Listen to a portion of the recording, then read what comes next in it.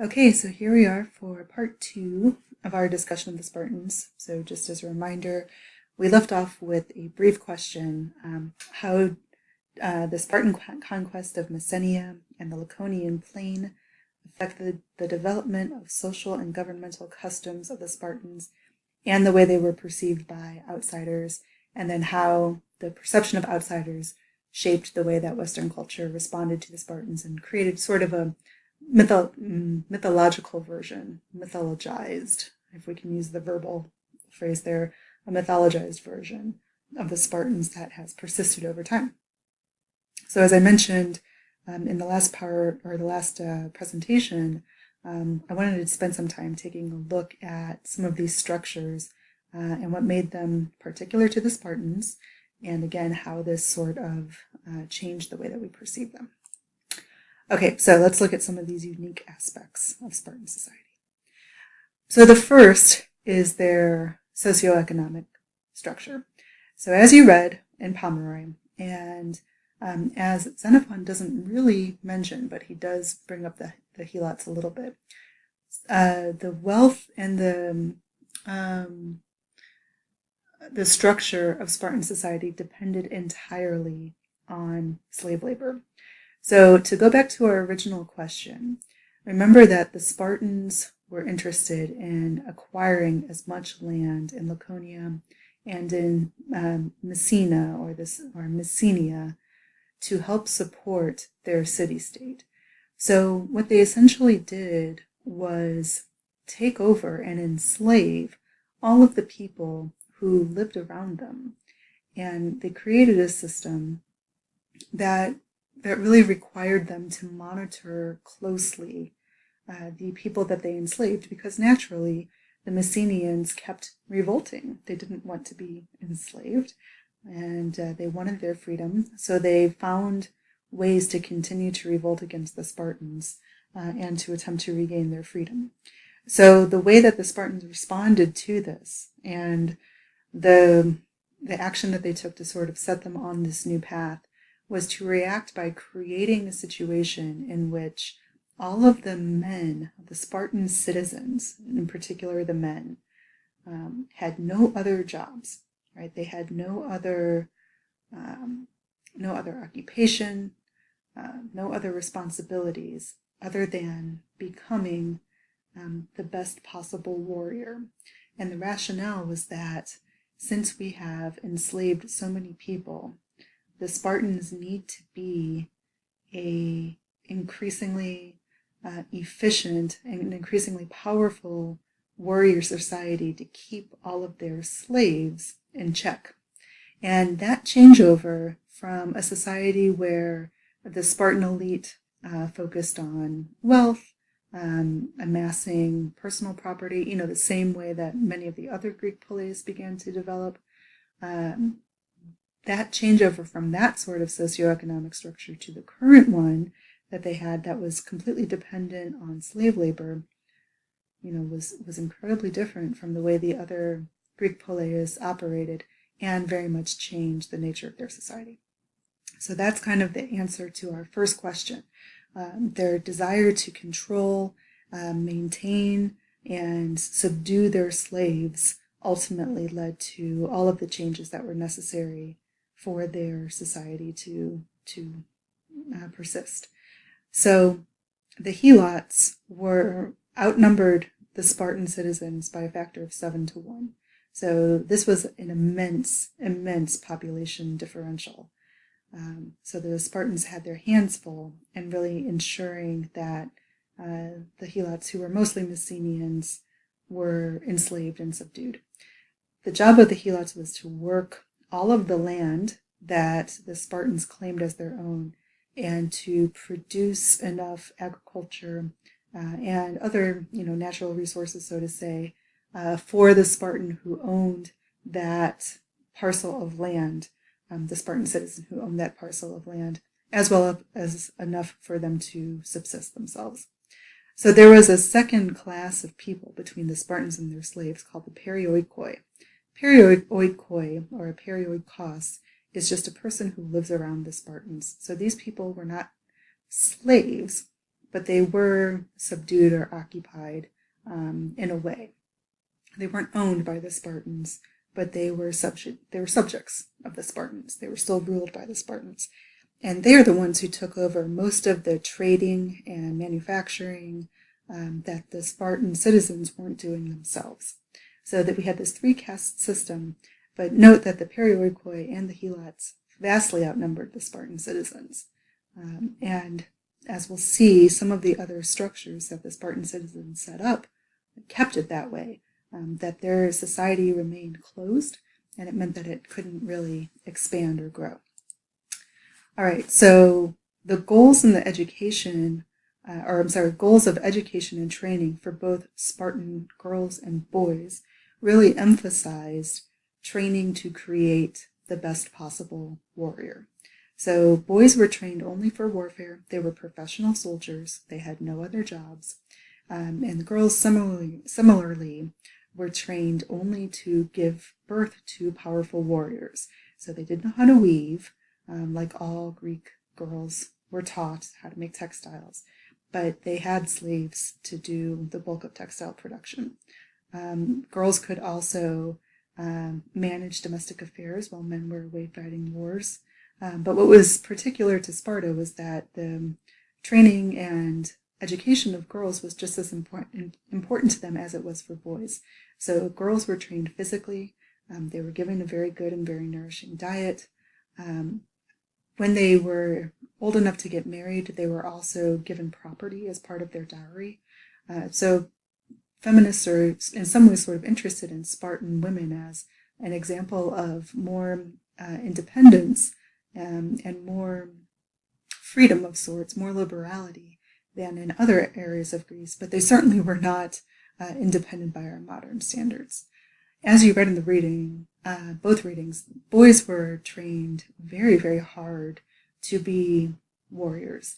So they were taken at a young age to live in barracks together. They did everything with their group. They did hard physical training. They eventually, when they were adolescents, did some preliminary military training. They were allowed to get married around the age of 30, but they still had to live in their barracks. They couldn't live with their wife. And they were considered on active military service until they were 60. So your career as a soldier was considerably long. But again, remember, they had no other job. This was all they were doing. So imagine a life where all you're doing is training and training and training for these wars, going off to fight the wars, coming back and continuing your training. That was basically the Spartan way of life. Okay, so let's take a look too at their mixed constitution. So I mentioned in the readings that the Spartans had an unusual government as well, because they had, again, what we call a mixed constitution. Typically today that means that you have both a monarchy and some sort of representative republic or democracy. So the Spartans had something like that, where other Greek poleis were tyrannies, which today has a bad connotation, but for the Greeks wasn't so terrifying. A tyrant was just a sole ruler.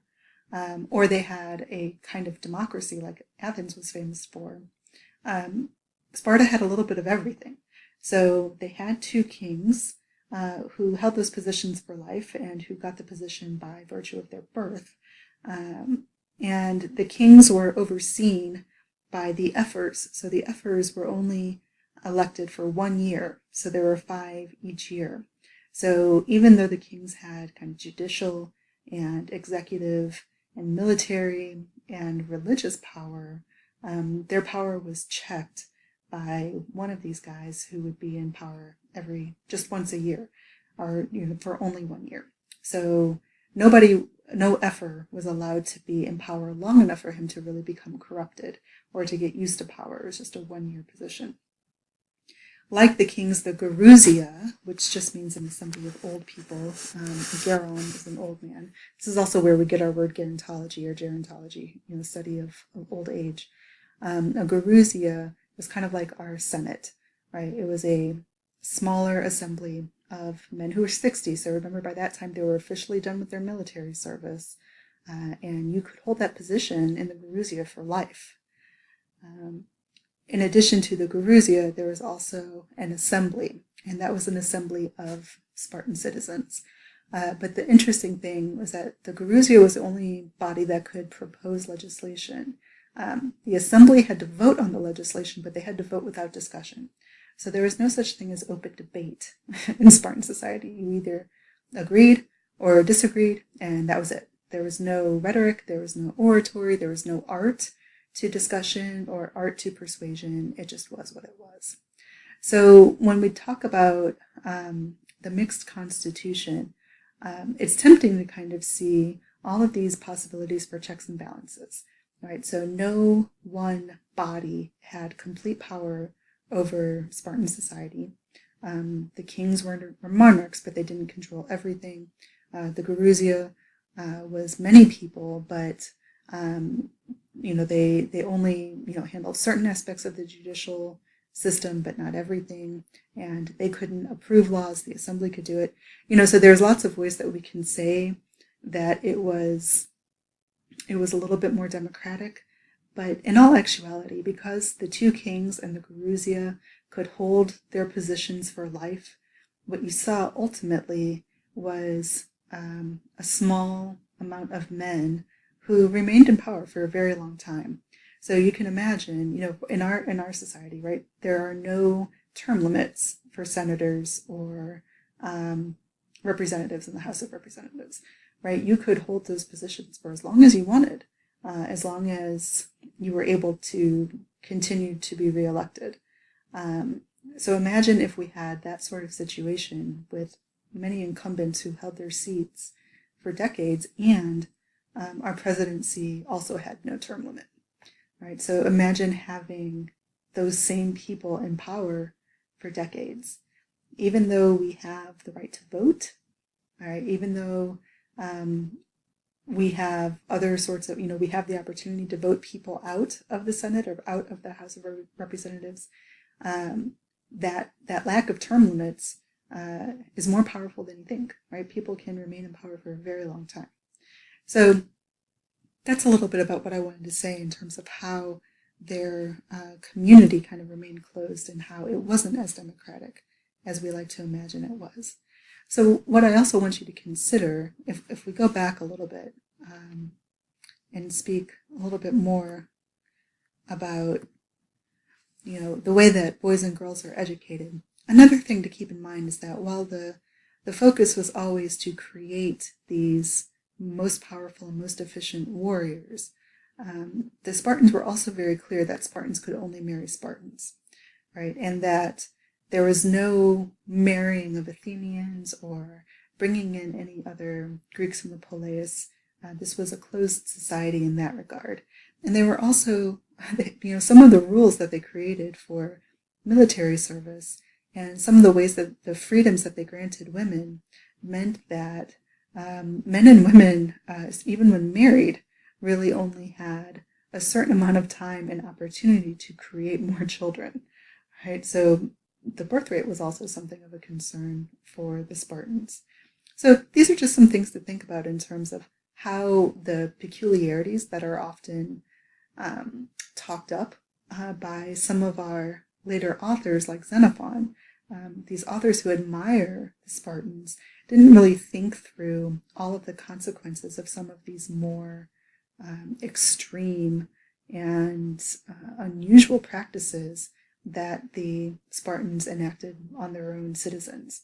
So even though they were creating this elite warrior class to ensure that the citizens remained in safety and weren't threatened by helots or by invasions from the Persians or any other group of outsiders, they also made it so that they weren't creating as many little Spartans as they could have in times of peace, and if they weren't so intent on this militaristic society. Okay, so we're going to take a break here, and then we'll pick up with one final part on hoplites.